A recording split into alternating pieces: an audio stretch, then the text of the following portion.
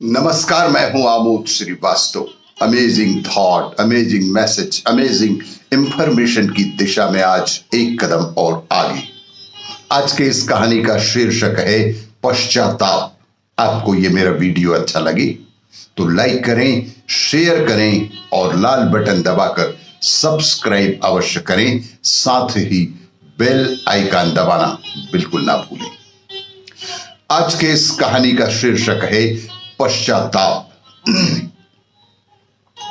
एक बार एक बहुत ही बड़े उद्योगपति का पुत्र कॉलेज में अंतिम वर्ष की परीक्षा की तैयारी में लगा था।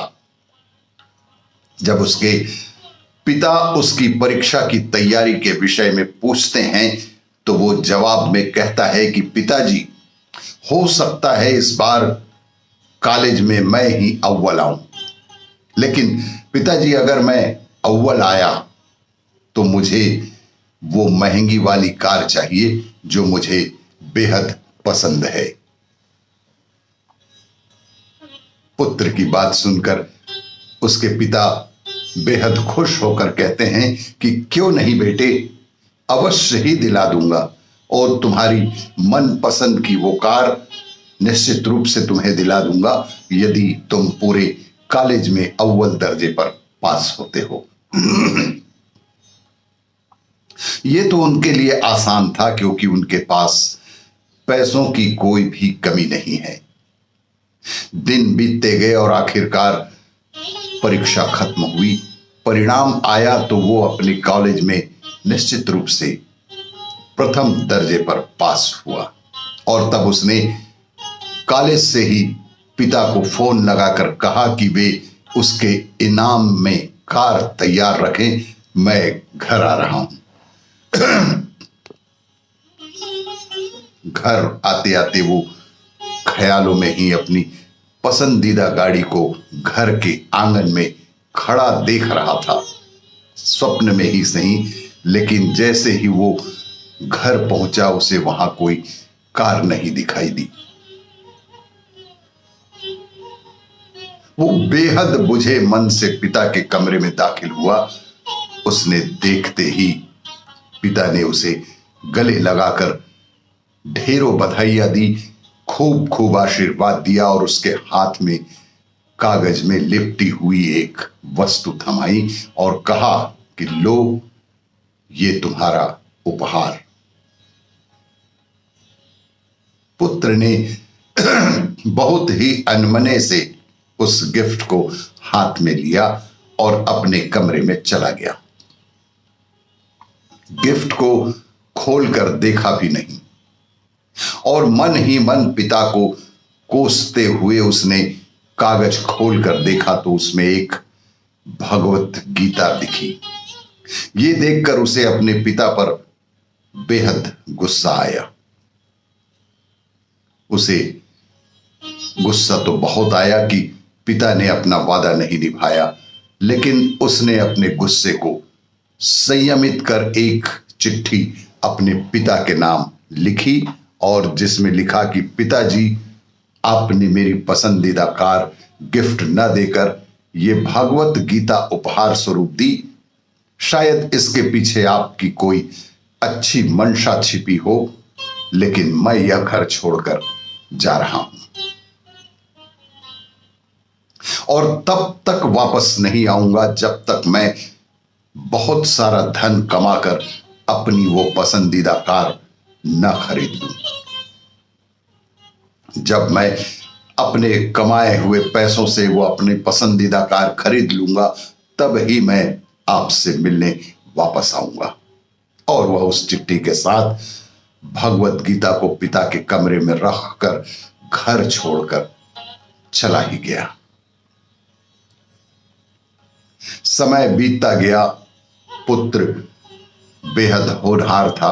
वह अपनी मेहनत और बुद्धि तथा लगन के बदौलत जल्दी ही एक बहुत ही कामयाब व्यापारी बन गया और बहुत धनवान बन गया। फिर उसने शादी की और शान से अपना जीवन जीने लगा।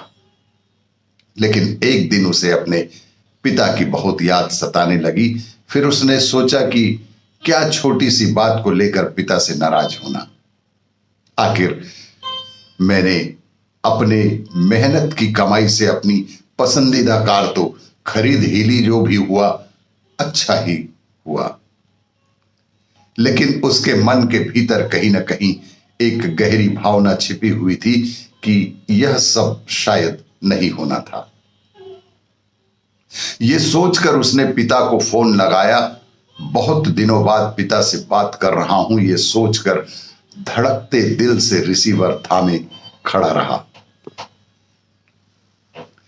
कि तभी उधर से एक नौकर ने फोन उठाया और उसे बताया कि मालिक तो 10 दिन पहले ही स्वर्ग सिधार गए और अंत तक उसे याद करते रहे और रोते हुए इस दुनिया से चल बसे। लेकिन जाते जाते कह गए कि अगर मेरे बेटे का फोन आया तो उसे कहना कि आकर अपना व्यवसाय संभाल ले।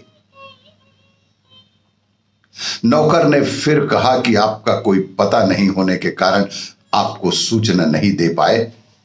घर पहुंच पिता के कमरे जाकर उनकी तस्वीर के सामने रोते हुए रूंघे गले से उसने पिता का दिया हुआ उपहार भगवत गीता को उठाकर फिर से अपने माथे पर लगाया और उसे खोलकर देखने लगा।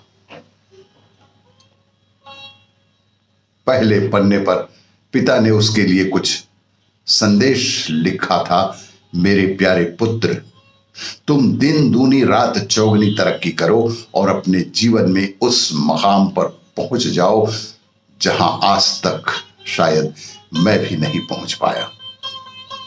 साथ ही साथ मैं तुम्हें कुछ अच्छे संस्कार दे पाऊं, यही सोचकर मैं तुम्हें ये भागवत गीता का पुस्तक दे रहा हूं। पुस्तक भगवत गीता पढ़ते वक्त उस गीता से एक लिफाफा सरक कर नीचे गिरा। उस लिफाफे में उसी गाड़ी की चाबी और उसके नगद भुगतान वाला बिल पुराना वाला रखा हुआ था। यह देखकर उस पुत्र को बहुत ही दुख हुआ और वह धड़ाम से जमीन पर गिरकर फूट फूट कर रोने लगा। अक्सर हम गलत फहमी के कारण अपने जीवन में कभी कभी बहुत बेशकीमती चीज खो देते हैं, जिसका हमें बाद में बेहद पश्चाताप करना पड़ता है।